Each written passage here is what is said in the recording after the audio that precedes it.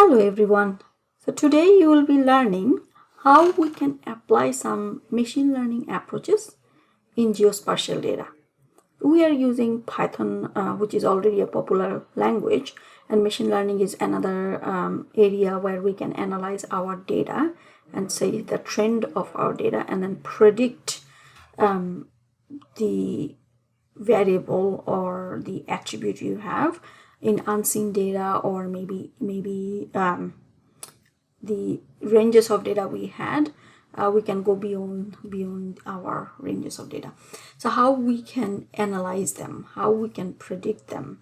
So we will be learning some methodology, not all of them. It's not possible to do in one class. So you will be learning how we can apply some popular techniques and then using popular libraries in Python.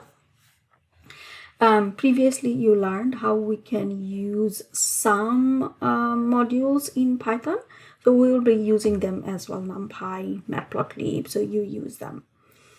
And then you also learn some statistical methodologies in another courses, how we can develop some models based on some statistical methods that we have to satisfy some assumptions, and then we can proceed, then we can develop the model.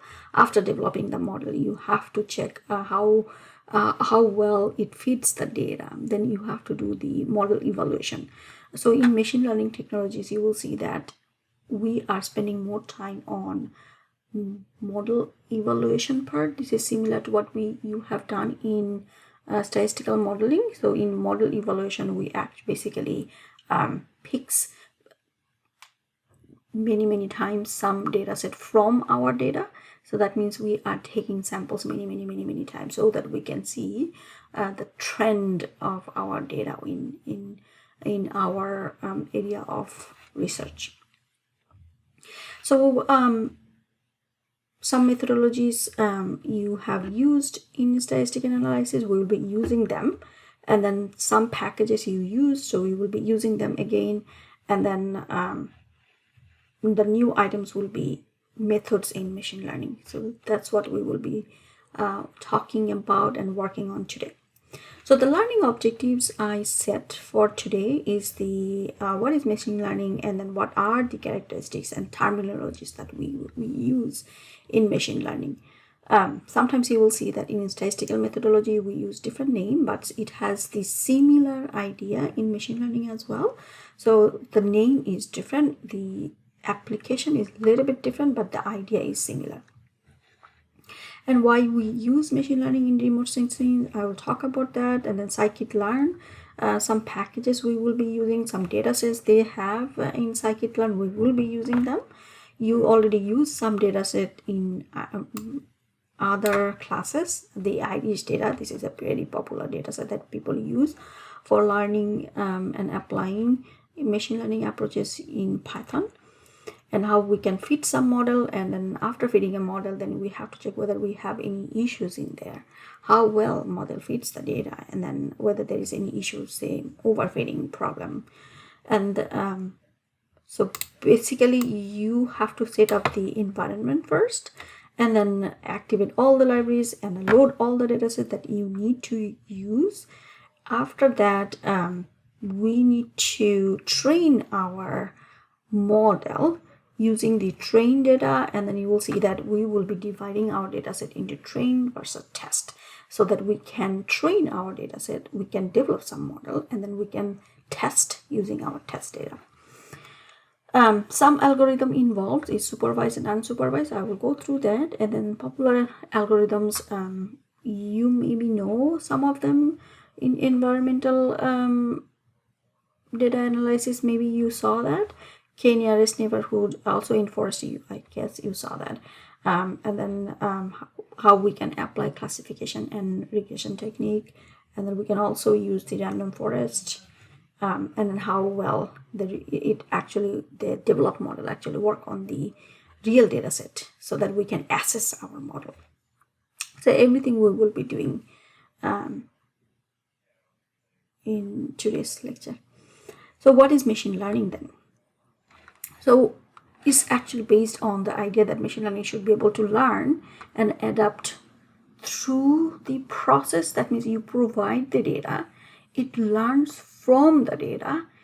Behind the scene, it actually applies some statistical methodology so that it can actually applicable to an unseen data, or maybe the data set you saved, so that you can see how it actually predicts the test data. That means the data set you did not use. So that's the basic idea of it. So that's what I say. That's why I say that is the process by which computer solves a task.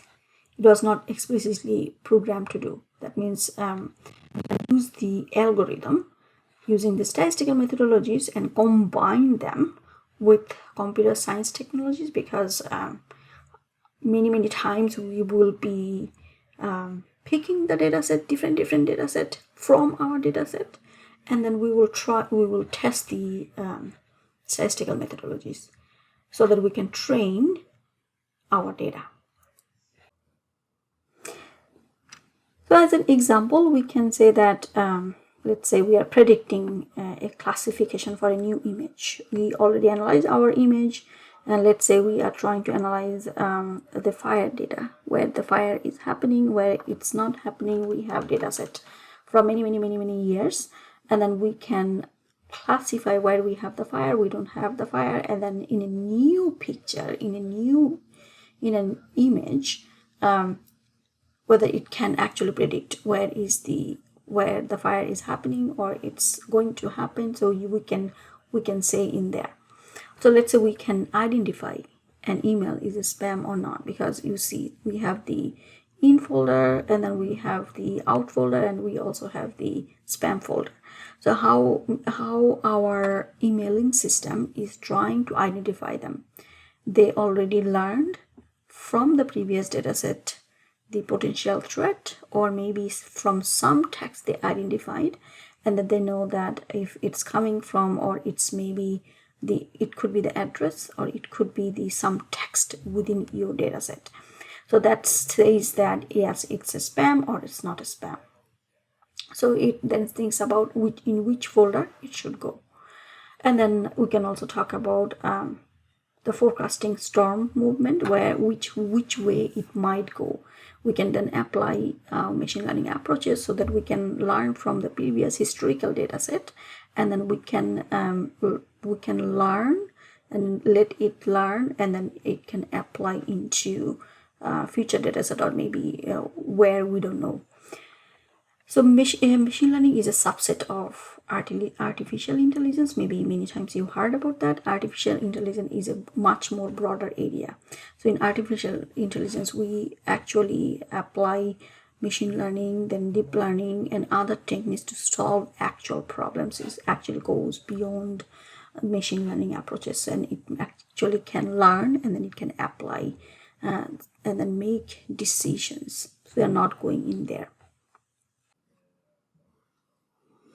So I added a few examples. Maybe you will see that some website I added on the syllabus. So you see that some useful references are there. Also, I added a reference in here. For machine learning, you will see that this book is really popular, Hands-on Machine Learning, and then some many packages are mentioned there so that we can freely use them. And the installation process, everything they mentioned, they're using Anaconda, but we are using Miniconda. That's totally fine. You can use pip and you can install them. So we are installing it a little bit differently, but it's actually the process is same. So you can take a look at this book, and then this site, this GitHub site is really useful.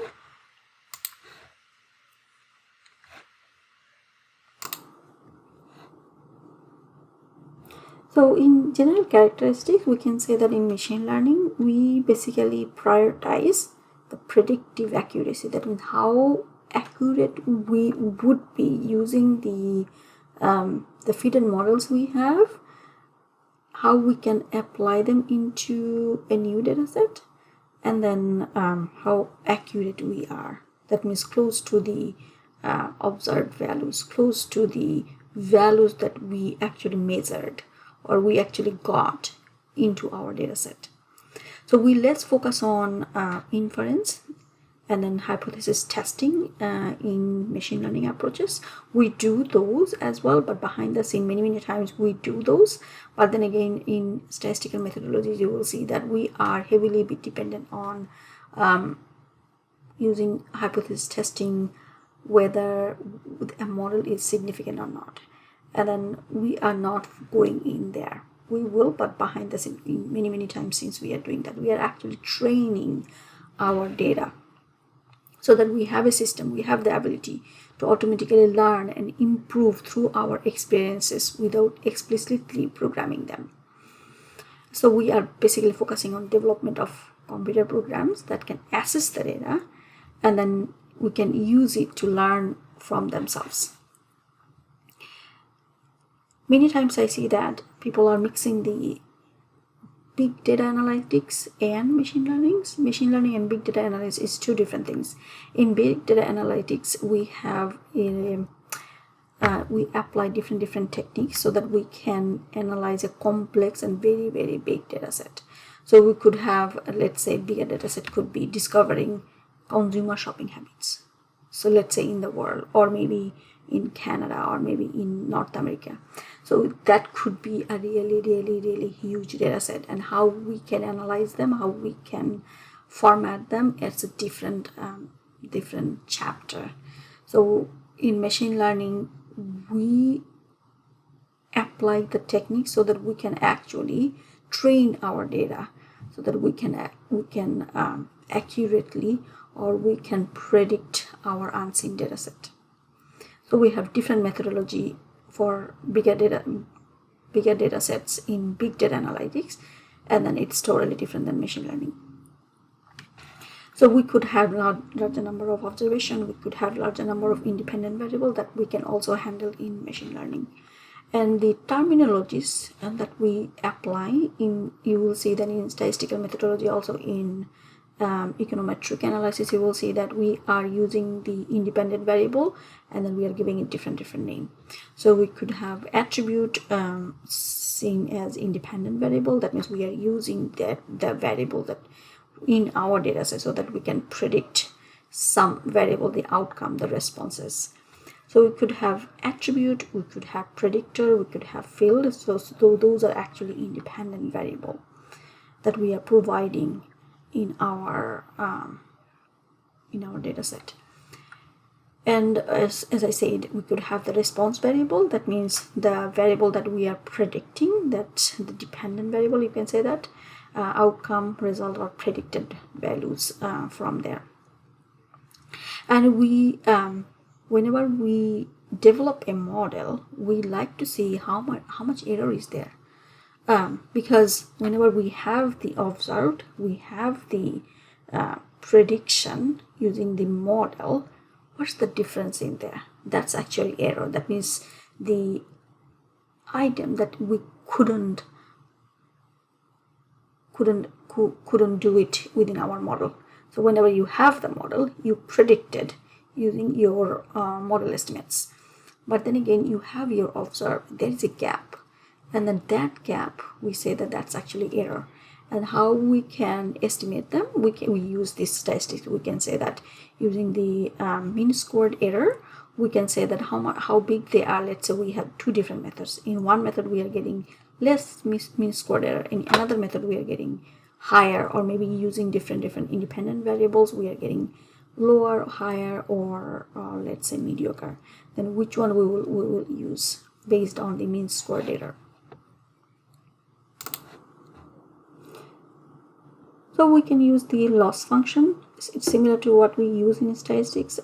We can estimate how much error is coming in there.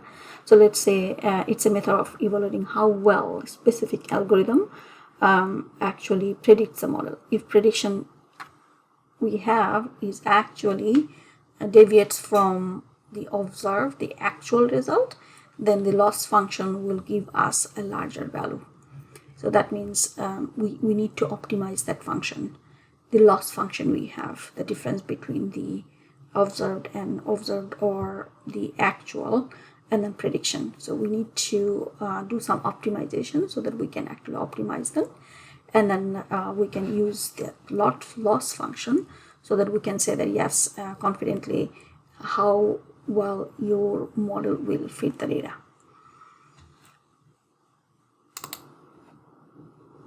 So another one is the dimensionality. So we could have many independent variables that we want to use to predict our data. But the thing is, do we need all of them? We need to use some methodology so that we can identify the variables. That means in your data set you may have many columns. That means many independent variables you could have. Do we need all of them? If we use all of them, then you will see that the estimate you are getting, the prediction you are getting is misleading. Maybe it's not going to give you any result or any good fit of your model. So maybe some dimensionality we can reduce in statistical methodology. We can use the principal component analysis, and then or factor analysis, or maybe linear discriminant analysis. We can use them. Similar ideas we have in machine learning. We could have, let's say, in NumPy array, we have many dimensions, and do we need all dimensions, and how far we need. So we need to use the optimum level of dimension, so that we can predict our dependent variable, our response, or our output, where we have really low error. That means the prediction we are actually doing is actually performing the best. That's what our goal is. So now we would like to know how we can use some techniques in machine learning in remote sensing or in geographic information system. So there are some techniques that we can apply. So one could be classification. So we can use the classification techniques in land cover classification of layers. So we could have vegetation layer, we could have watershed, we could have maybe agricultural or wetlands, or many different kinds of land. And then using the imagery, we can use some techniques and then use that data set so that we can classify them properly. So whenever we have some unseen data, let's say we have some training data, we have some test data, that means we use our data set divided into two parts. One is what we are actually providing into the methods so that we can train our train our model, and then another one is we are testing them. So whenever we are testing them, we try to say what kind of land it is. Then it can say that, based on the model we have, we can say that this is a forested area, or maybe this is agricultural and this is a wetland. So that's how we can classify them. Similar ideas for clustering, we can cluster them. We have different cluster, and we can say that where the data set would go, where an input would go, and then we can predict them. And using some weighted regression or some other prediction techniques. So you can find more information in here. If you are interested to learn more on let's say artificial intelligence or deep learning, you can also learn from here, and there are tons of materials out there, so you can also look for which one you may prefer. Further interesting areas we can talk about is the imputing the missing information. Let's say you have the data set and then you have some gaps in there, and then you can fill up the gaps. Also, you can transform the spectral information. You can mask the clouds if you have in your data set. We can also do that, forecast the crop growth, and then much more we can do if we have that human cannot. That means we can, but at some point we cannot, because it takes a lot of time. Also, many times we are trying to predict that, and then that takes a really long time. Rather, we can use some machine learning methodologies, we can apply them, and we can easily predict them. we will be using scikit-learn, the most popular language for machine learning. By far the most useful. You will see that many packages comes with the scikit-learn. Also in some packages it actually uses scikit-learn.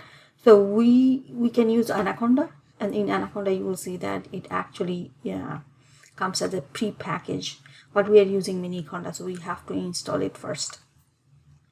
There are tons of tools and algorithms which are ready to use in scikit-learn, and then you use sklearn before, that actually an alias for scikit-learn. That means it's actually mixed up with many other packages. So we will be calling all of them NumPy, SciPy, and then Matplotlib, and then we used sklearn before.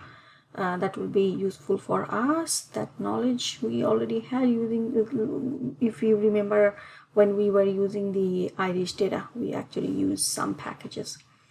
So I gave you some references in here to give you some basic ideas of how we can use them, and then some examples, also more useful site that people always use it. So this is the most useful site I found. So you can go in there and you can see many packages are ready to use, and then they actually gave us many examples. I actually used some of them from there. I referred them, and few more. I also gave you some other ideas. What is scikit-learn, and then you know already NumPy, Matplotlib, but SciPy, it would be new for you.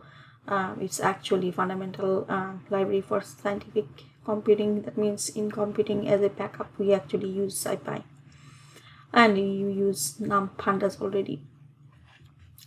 So you can read this page, and then more example you will find on this how to build machine learning classifier, because we are also going to use a few classifier in this example page.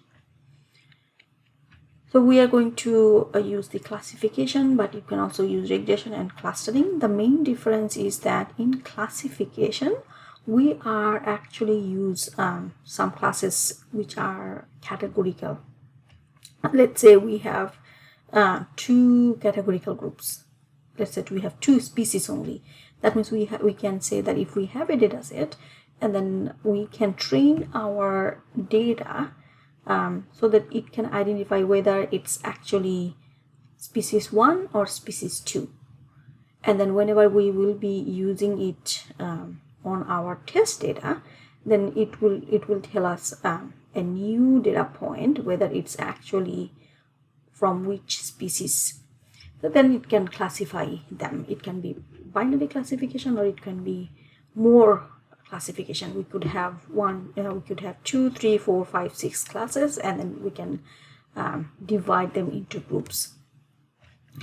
In regression we have continuous variable. Let's say continuous variable could be height of trees, or dBH of trees, or ages of human, or some other continuous variable can be. So if we have continuous variable, then we can use the regression technique, so that we can say that maybe if we have some data set to train our model, after training the model, then we can say that using the prediction model we can have a test data, and then within that test data we can say that what would be the prediction of a value. And then in clustering, it's we are not saying that, let's say same example I used here in the classification. Let's say in clustering we can say group 1 and group 2. We are not saying that what are they. That means more like what we will be using unsupervised learning. In supervised learning we say that we train our data set, we say that we have specific groups and we know whether it's species 1 or species 2. But in clustering we are saying that we are not providing what the classes are. We are saying that there may be some, let's say 2 classes, and then we are dividing our data set into 2 groups, and then we train our data. We are saying that, okay, now go ahead and then using the trained information, using the fitted model, you can identify whether it's coming from group 1 or group 2. It's more like what we do in unsupervised learning. So at first, we have to set up our environment to start any work. That's always we are doing in Python. So you can see that we have we are installing scikit-learn, and that's a library, and it comes with many other libraries. So let's run that first so that we can install scikit-learn, and we are using pip for that. After that, we will install NumPy, Matplotlib, sklearn, and then rasterio. You used all of them before. Now it's time for using the Irish dataset that we used in pandas before, so that we can draw some graphs and then find some summary of our variable. So in Irish dataset we have petal length, petal width, and then sepal length and sepal width. We also have target species there, and then we are going to measure them. We are going to use some of the variables as an independent variable. That means we are going to use them so that we can predict one variable. Let's, as I said, let's try to learn what we have in the data. You have seen it before, but let's see it again. It's in an NumPy array. That means we will have rows and then we will have columns. So in NumPy array, we are going to convert them. So in sklearn, we are going to load our Irish dataset. Let's load that. After loading, so we said that objects in Irish data, let's say what we are going to use as a terminology. So keys here are all the different aspects of our dataset that we can call, and then feature means in here the names of the measurements that we will use so that we can try predicting the classification.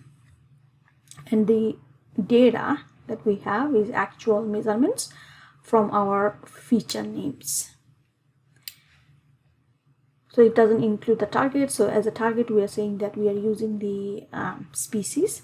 That means the classification we are trying to predict over here. That's our target. So we just identified what's the data, what's the keys, what's the feature names that we are going to use. At first, let's print them so then we can visualize it. It's better to see them. Let's see the attributes. Let's run them. I already run it, but it's better to run it again because I ran it previously. When I open it to show you, I didn't run it here. So at first I say that show me what's the attributes of Irish data. So I say that attributes will be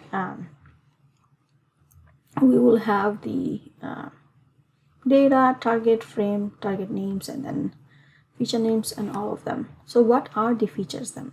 So in the features, we have all the variable information. That means sepal length, sepal width, petal length, petal width. All those 4 variables are there. As a target, since I say that I'm going to use the species, so in Irish data we have 3 kinds of species. So that's our target. That's what we are going to predict, what kind of species we have based on the information, based on the independent variable we have in our data set. So what's the dimension of our data? As a dimension, you can see that we have 150 records. That means that many rows, that many observed values we have, and then we have 4 variables in there. And then I say that how about show me the dimension. So that's why it's going to show me the dimension NumPy array, and then at the end I actually So you can see that first 10 flowers I would like to see. You can say head or tail, but I say that show me first 10 rows and then all columns, or show me last 10. Actually first all those 0 to 10. I didn't mention what's their other variable information. So you can see that I called the iris data, then I said that show me the target, because target for me is the species itself. So it shows that all are 0. So you know, previously we had the species codes were 0, 1, 2, but you can convert this 0, 1, 2 as the name of the species. So name of the species, we could have the name of those 3 species. Cytosa, versicolor, and then virginica. So these are the 3 species.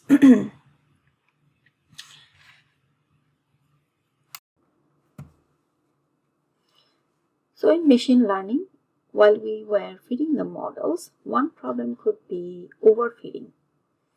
It could be overfitted if we have the predicted model, and then the predicted model only works on the training data. That means whenever we have the unseen data, whenever we have our test data, our model performance, that means the prediction we will getting, it's not going to provide the accurate result. So that means the data set we provided to train the data, it only worked on that. So you can see that I gave you an example in here, and that in this example we have the training data. These black dots are the training data, and we developed 2 models, the red one and the blue one. So you can see blue one is actually providing us the accurate results. That means whenever we have the prediction, whenever we have the observed data, it's actually, there's no such error in there. They're exactly same. But in another model, you can see that it actually captures the trend in the training data. It's not providing the exact result, exact prediction of the training data, but it actually captures the trend. So whenever we will have unseen data, let's say we have some values here on the left hand side or on the right hand side beyond the training data, then which model will provide us the less biased or more accurate result?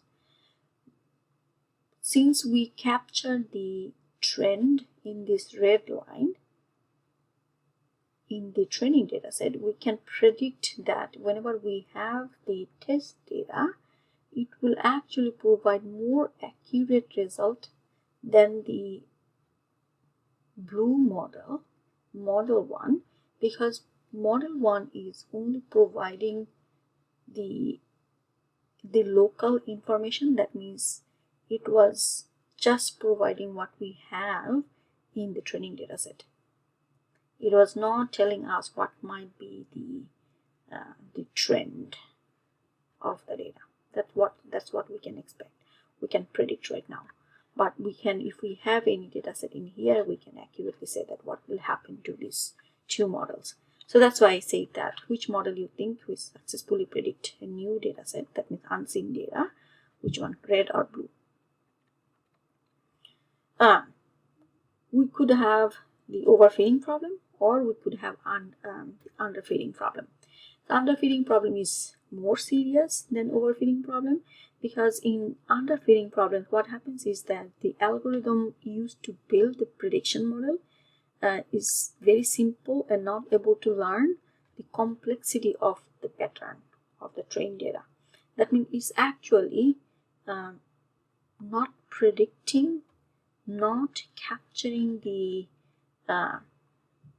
what we have in the training data set, and it's not going to do well, or it's not going to predict, or it will have more bias, more errors will generate on the training data set, also on the test data set. That means problem is on both ends in underfitting.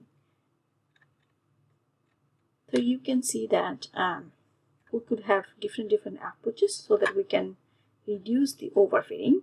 If we have underfitting, we cannot proceed. We have to stop there and then we have to deal with it, because sometimes what happens is that underfitting problems comes from it's not producing, or it's not giving us a fitted model that captures the relationship of between our independent and response variable.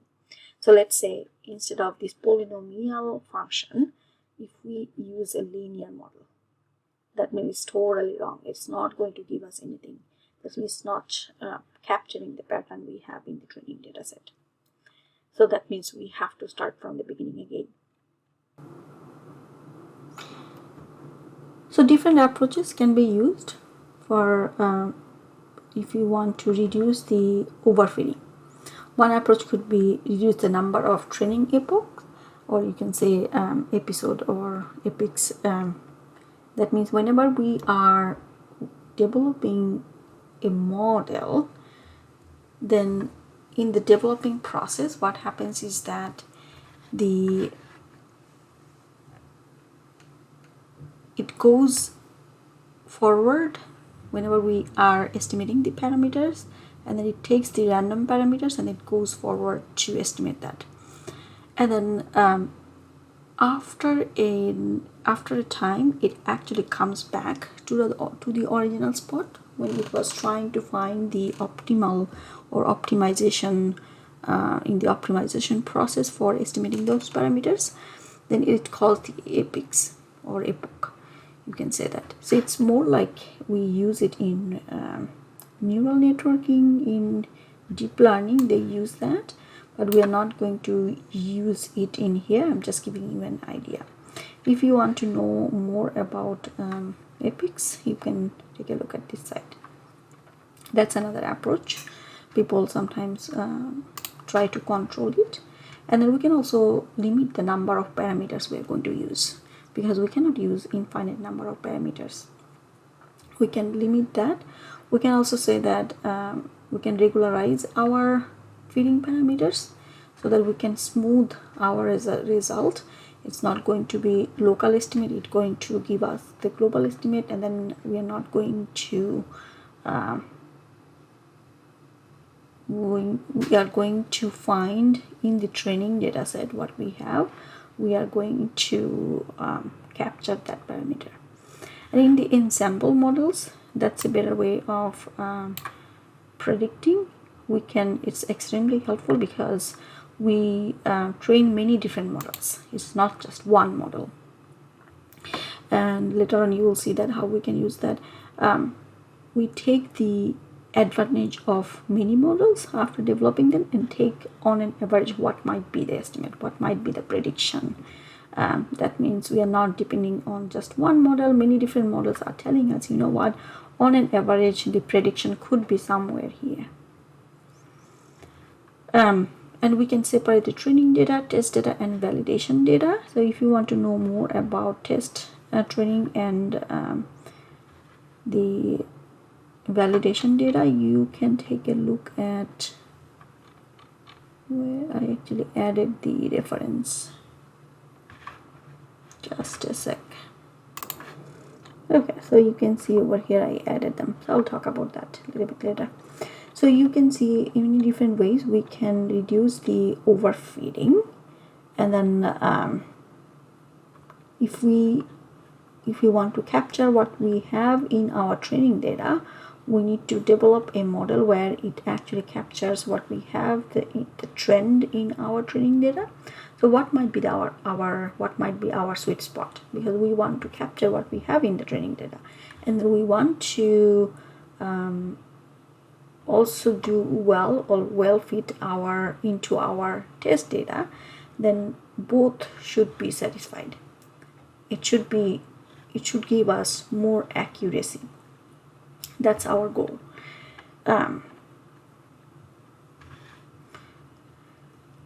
Since we were talking about overfitting and underfitting, you can find more references in here. And then for this graph, you can see that I gave you the reference. They actually talked about in detail about overfitting and underfitting in machine learning, so you can find more on that reference.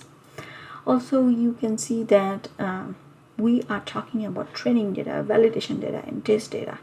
So what are they? We know what training data is, because in the training data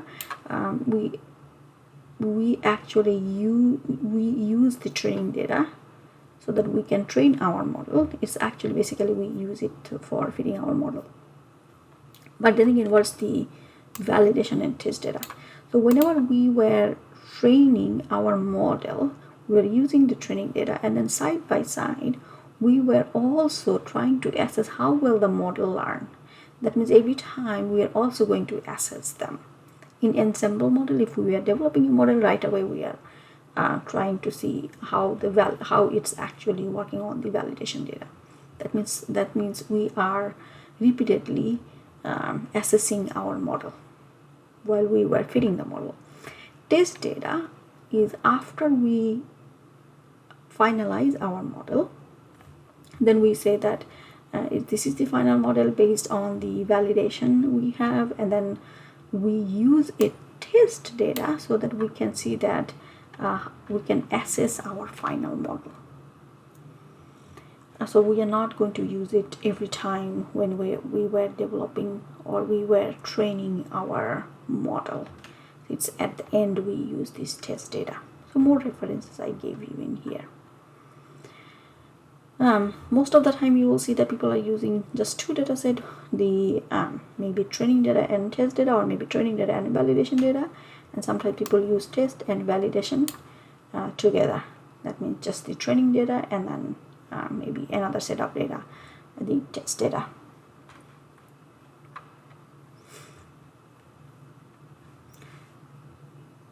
So I gave you many examples, and then we are again referring it to the previous model I showed you.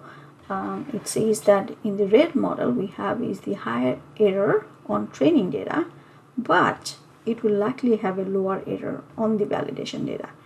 And then because we had that trend, and then also in the test data we might have less error and then more accuracy in the red model we had. Go back and then see above where we have that model. So over here I showed you how we can separate training and test data in our IDs dataset. We already brought in our IDs dataset. Now we are just separating them.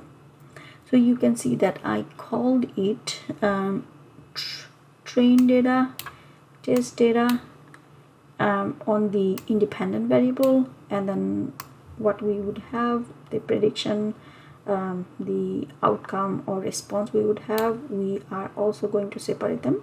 We said that y train, y test.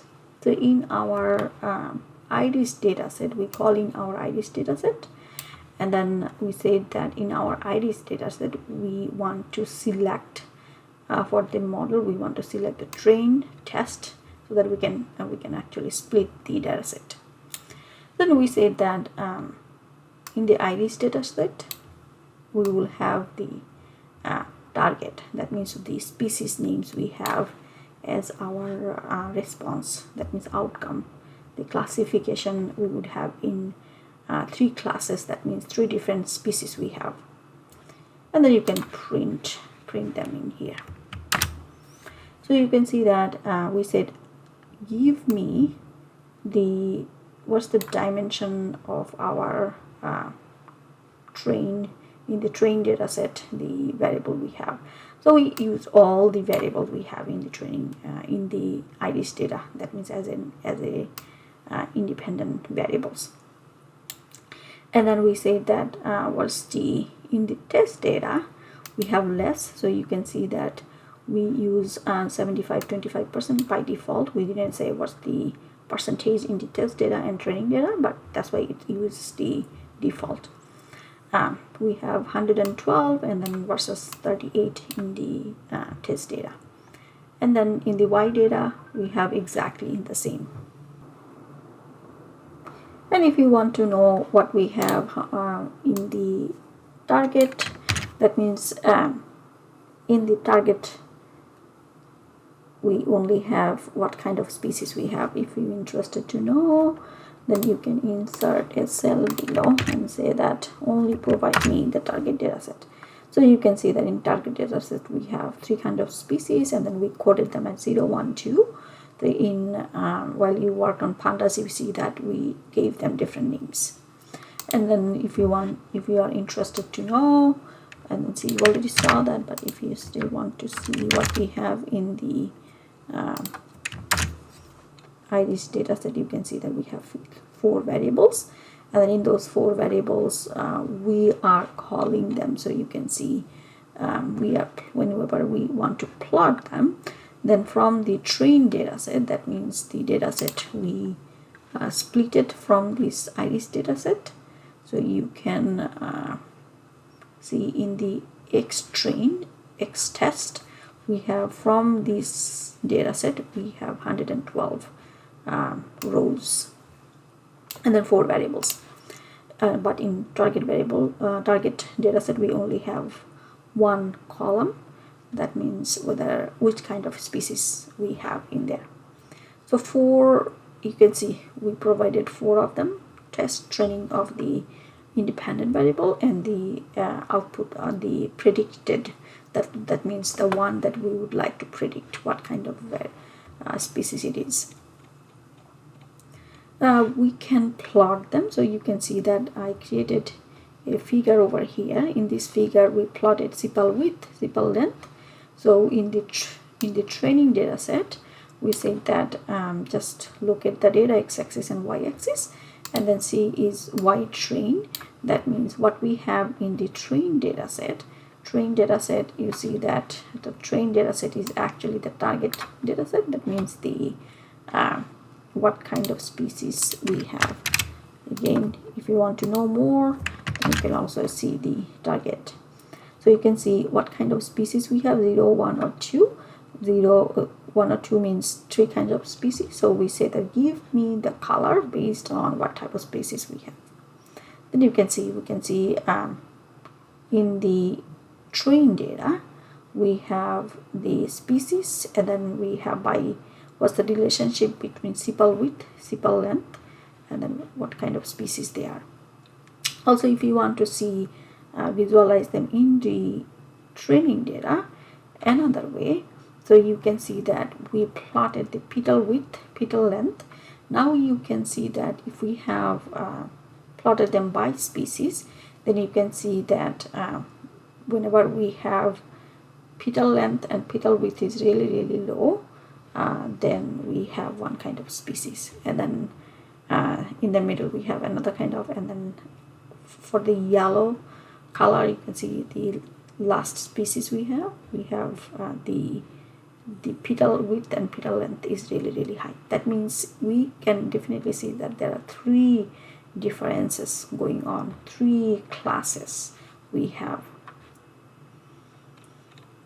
Okay, so there are many kinds of algorithms that we can use, and the popular ones are supervised versus unsupervised. Supervised is the one that we are going to use. That means in supervised algorithm we have the required input data, and then we are going to produce the we are providing the output levels. Since you can see over here we are saying that this is one kind of species, that means we basically know what are their classes, the classification we have. Then we can say that if we provide a new data set, what kind of species that would be.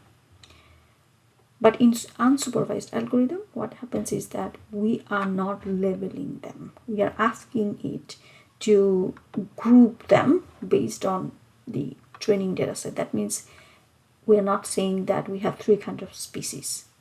There could be more. So it has to identify those groups. That's what we call the unsupervised algorithm. But today we will be learning the supervised algorithm, and then we will apply that. So I talked about the classification regression before. In classification, we have categorical variable, but in regression, we have the continuous variable. Categorical variable could be species, or could be, let's say, any groups we have. Let's say we have 2 land covers, either forested or maybe watershed. Or let's say we have the regression. In regression, we have continuous variable. It could be dBH, it could be height, it could be age. The numbers we have, the continuous number.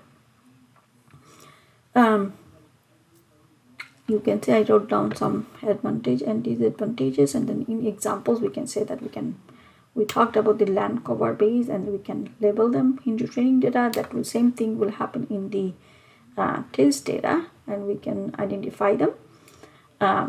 So you need to remember that in classification we basically have classes already labeled, the categories, but in regression we have the continuous variables. In unsupervised algorithm, as I said, we try to identify the major classes in there, and then we don't need any labels. It can identify its own label. Then we can find things in the data that a human would not know, or maybe we're not sure, and then what we are looking for, we can ask it to do the job for us. Most of the cases, sometimes it says that it's successful. It depends on how you are analyzing your data in then supervised algorithm. It can be sometimes so difficult to understand, but then again, the examples could be segment of an image based on the land cover. That we are not saying what kind of covers it is. We are saying that provide us the groups. So since we say that we are going to use the popular algorithms, the supervised algorithm, and then in supervised algorithm we can use the most popular technique that you learned in statistical modeling, ordinary least square. That means we are going to use the errors we have, and then we are going to use the derivatives, and then similar techniques we are going to use here. So it can be for both classification and regression. So regression we are using numbers, plus classification we are using different classes, so that we can say that from which class it is from. The assumptions are similar to statistical modeling. So errors should be normal distributions, and then errors should be homoscedastic, and then mean should be 0. That means whenever we have predicted versus the errors, or fitted values versus the errors, then the mean of the error should be 0. That means it should be along the 0 line, and there shouldn't be any autocorrelation problem. Then this sort of assumption I hope you already learned, and you have to satisfy them. It's really easy to understand and implement, very efficient, but you have to check whether the model you fitted, it's actually captured the pattern you have in your train, and then you are getting the similar result in your test and then validation data. Yes, obviously we have some strict assumption, and then we have to satisfy them.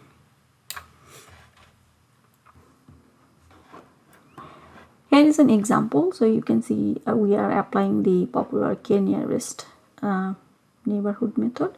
So in this method you can see we have the data set in the training data and test data. So training data, we have 2 classes, class 0 and class 1. So let's say this is class 0, and then this is class, sorry, the blue dots are the class 0, and then red triangles are the class 1.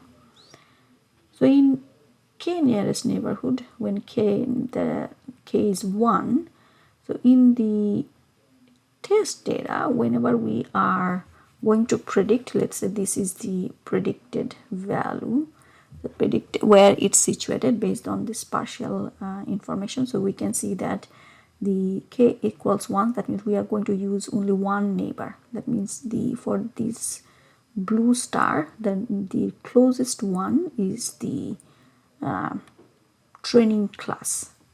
So that means we are going to use what we have in the neighbor, that means the nearest one.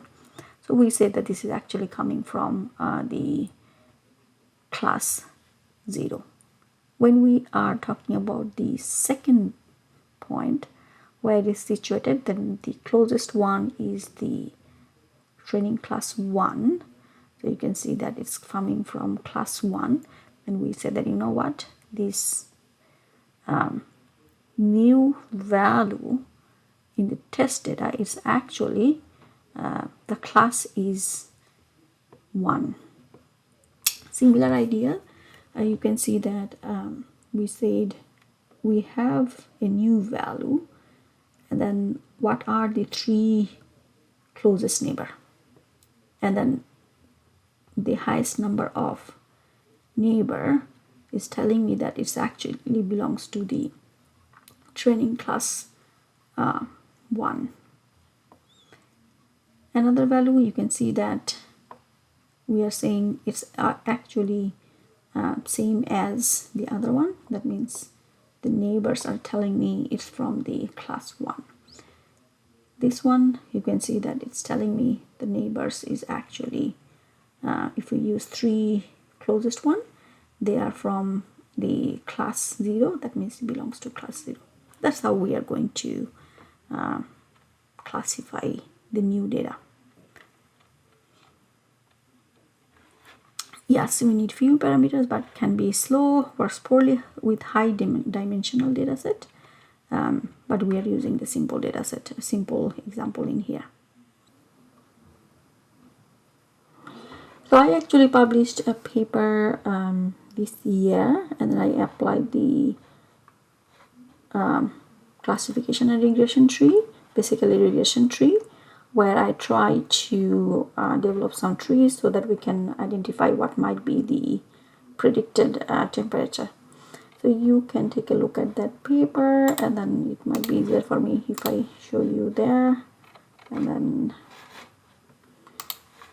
so in this paper, I basically worked on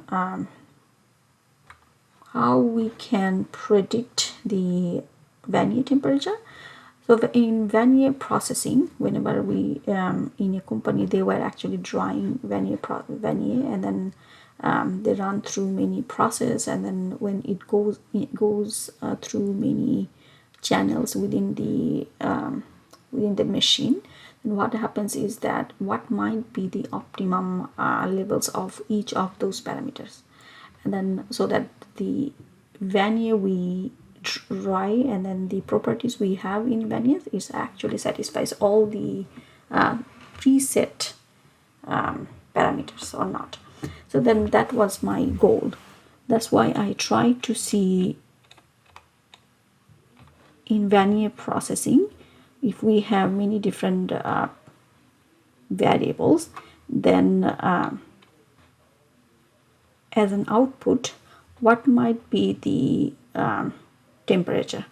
So you can see that I actually showed in here what might be the Vanier temperature at the end when the drying process is done, and then when there is a problem of over drying, when there is a problem of under drying, and then we can identify them throughout this process. I'm not going to talk about in detail. If you are interested, you can take a look. So we have different positions of those Vanier in those machine, and we have temperature. I also included climatic variables in there so that I can see whether it also going to affect or it has any effect on Vanier processing. And at first I started with developing really smaller tree, and later on, after learning from a smaller tree, later on I developed an optimal tree. That means a really large tree, but then again I prune them so that we can have an optimal tree, and using that optimal tree we can see that if we have different parameters, then at the end what might be the optimal, what might be the Vanier temperature. So I also gave you variable importance. So in variable importance, what we try to see is that if we have develop a regression tree, then the variables we get at the final stage, what's the importance? The importance is counted up to 100. So if we have 100 as an unit, then you can say that what's the importance of a variable. So you can see I actually gave them, ranked them based on the importance. And the in random forest, we use the, again, we in machine learning we popularly use random forest, and it incorporates many classification and regression techniques, and we are going to use one of them today so that I can show you. So I'm not going to go into detail over there. So what we basically will do, we will try to see an example in here.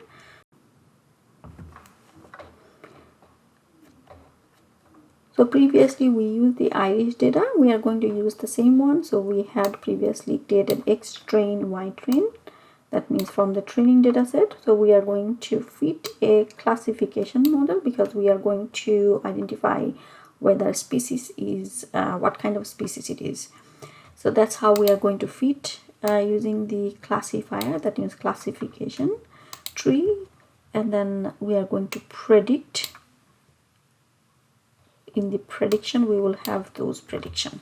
So that means using the X test, the test data we are going to predict what we have in the species.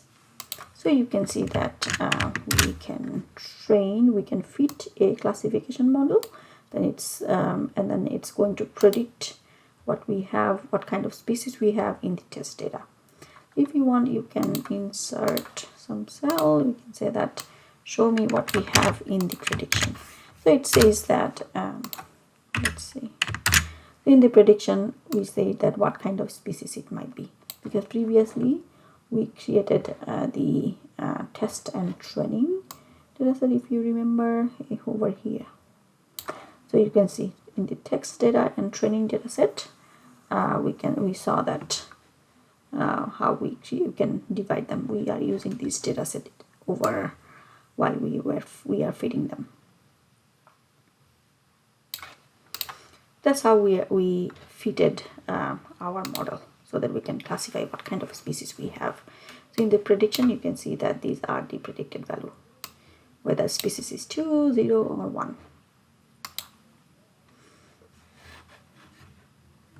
For assessing any model, we have to have some ideas how we can assess any model accuracy.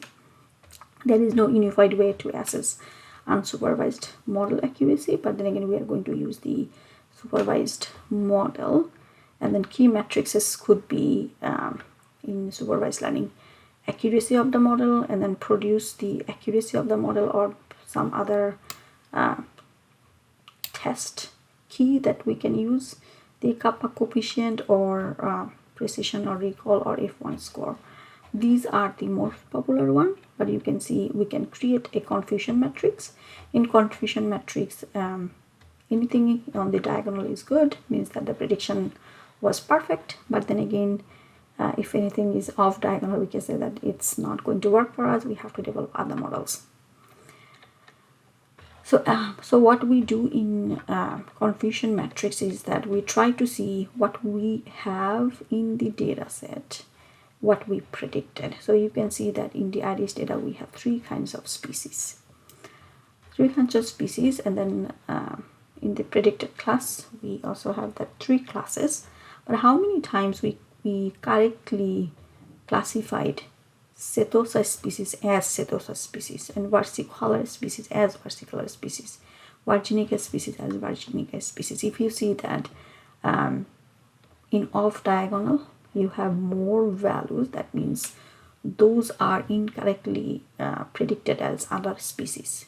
This confusion matrix then tell us how well we are predicting.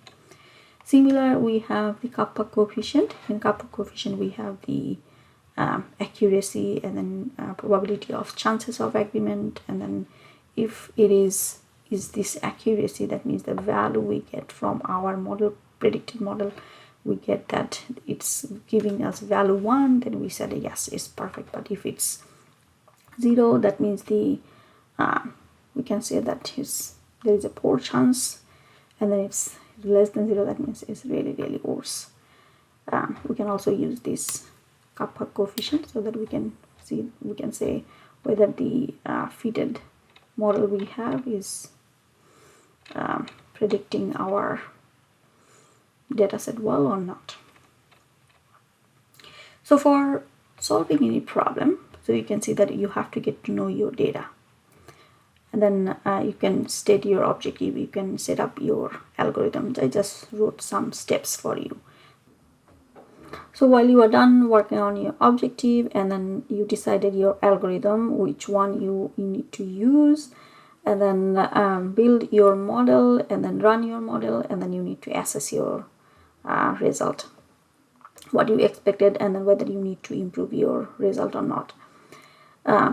We will make some land cover classifier. You will see that example, and then we will use land dataset as our predictor. So we will use some fire data also. I showed you how we can use the iris data. In the iris data, we are basically going to identify what kind of a species it is, and as an independent variable we will be using the 4 variables we have, or we can just use one variable. I just showed you how we can use one variable, but you can use more variables, whether or not there has been a fire as a target. So you will see later on we will be working on some fire data, and we will be using the raster dataset so that we can convert we can convert into a NumPy array.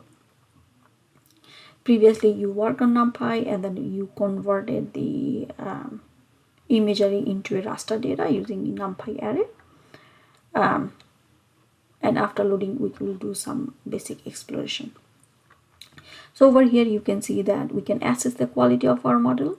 So previously the model we developed using the iris dataset, now we can print the accuracy. So you can see that how accurate we are. We are actually close to 100%. 97 is really huge success we have. And then we are going to say that how about give me the confusion matrix. Since you know we have 3 kinds of species, that's why it's 3 by 3. So you can see that most of them are in the middle. That means in the diagonal we only have 1. That means the fitted model is really predicting well our from our test data.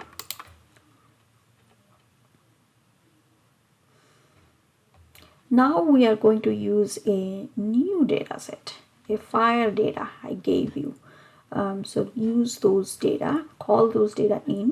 So we have 3 kinds of imagery. We have the Lancet, and then fires path, and validation path. So I gave them 3 different names. That's what we are going to use so that we can create some fire model. I hope you will enjoy that.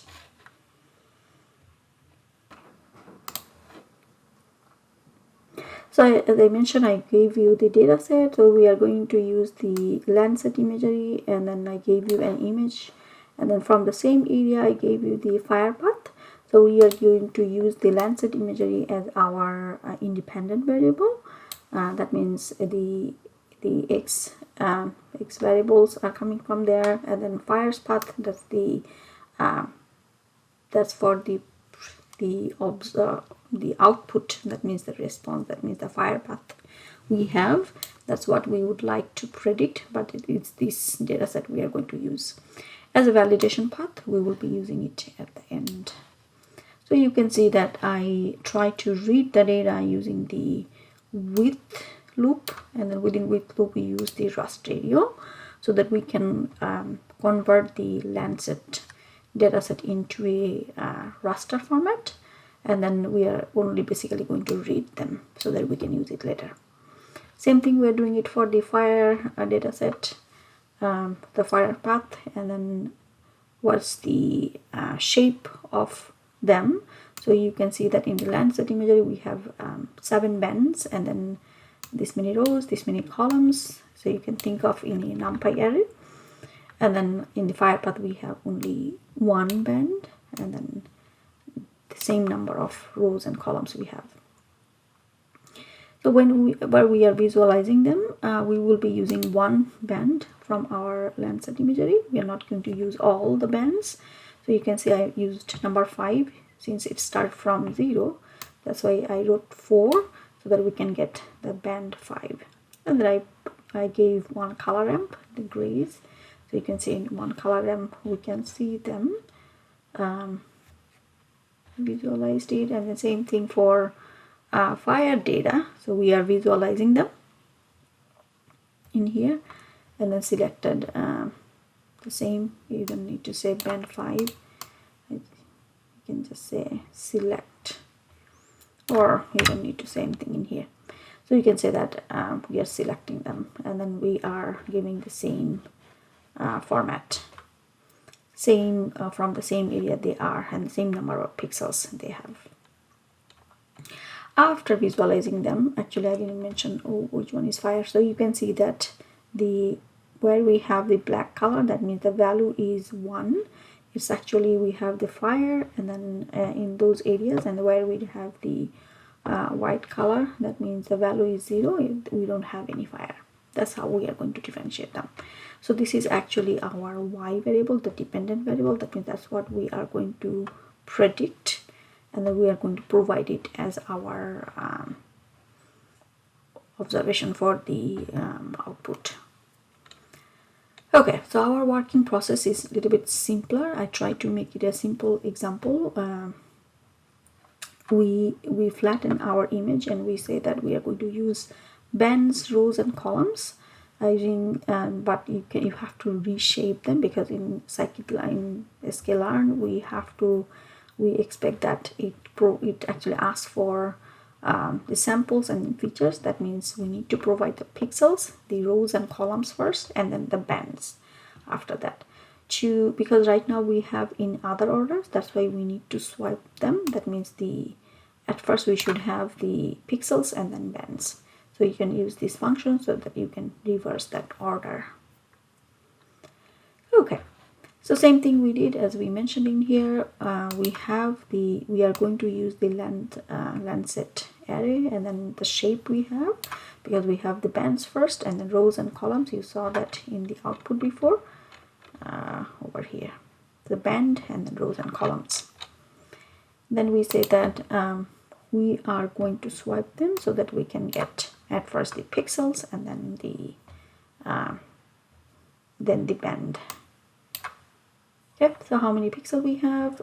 So we actually provided the rows and columns, and then 7 bands we have in the Landsat imagery. Same thing we are doing for fires, and then we are using the rows and columns, and we only have 1 band, so we don't need that information.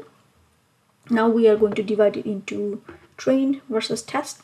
Exactly same thing we did for our iris data set. So you can see that we have the trained, test, and then trained and test in here, and then we are going to split them. So from the Landsat imagery we are going to get our train and test for the independent variable, and then from the fire data we are going to get our y values, that means the dependent variable.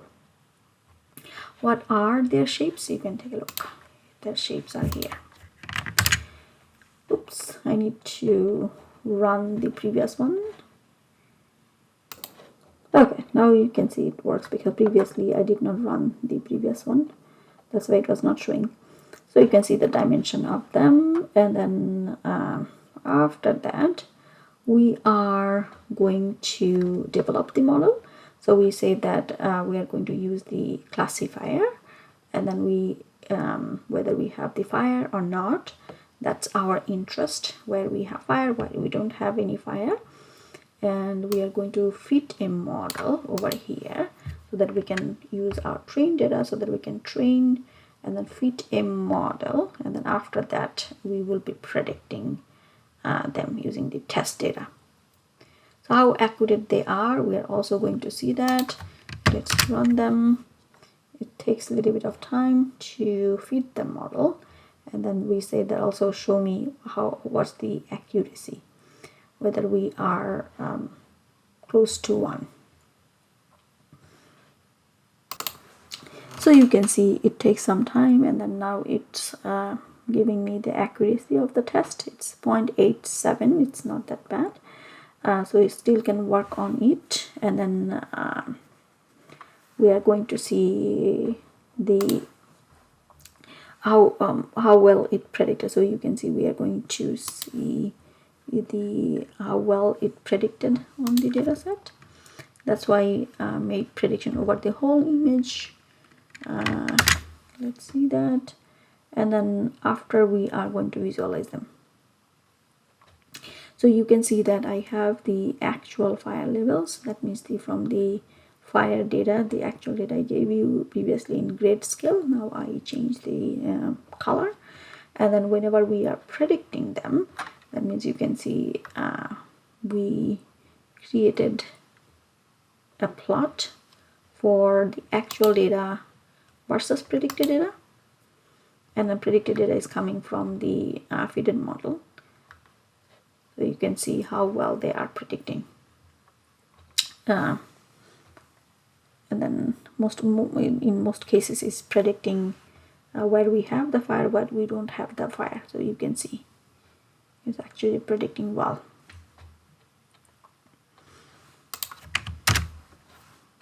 And then concern and application for the plan. What happens if we apply this classifier to a brand new image? Our classifier has only ever seen on area on a single day. So that means, let's say it's only a single day, and then now it's going to apply to the same area but after 1 week. How it's going to predict. So the actual data we have, prediction we have, that worked well, but then again after a week or maybe after a year, is it going to do well? That's when it comes for the validation. That means we are going to see if the model never seen some data set, how well it's going to predict. That's when we are going to use the validation path. So I gave you this data set. Same thing we are going to do. We are going to read the validation path using the rasterio, and then we are going to read them, and then we are going to see their shape. So you can see that the shape, we have 7 bands, and that's many rows, this many columns we have in our validation data set. That's from the same area. So you can see it came after 6 weeks. Okay, so after that you can see we are again reshaping them, swiping the bands and rows and columns, and then we are going to see what might be the accuracy, and then kappa coefficient, we are going to find that.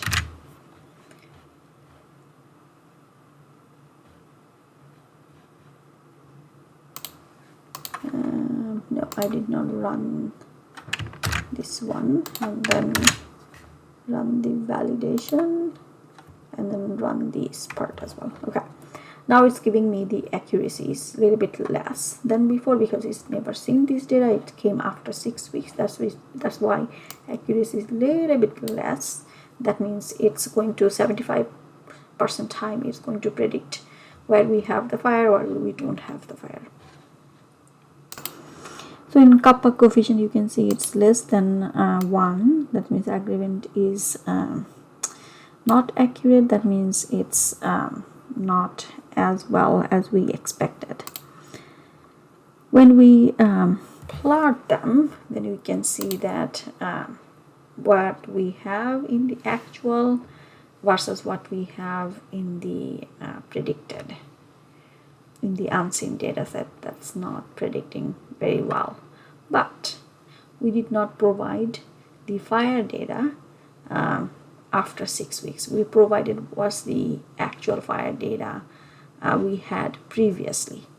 After 6 weeks, we used the same data set that we have in the actual data set after 6 weeks, but then again we assume that there were no fire in there, so how well it's predicting. So you can see that.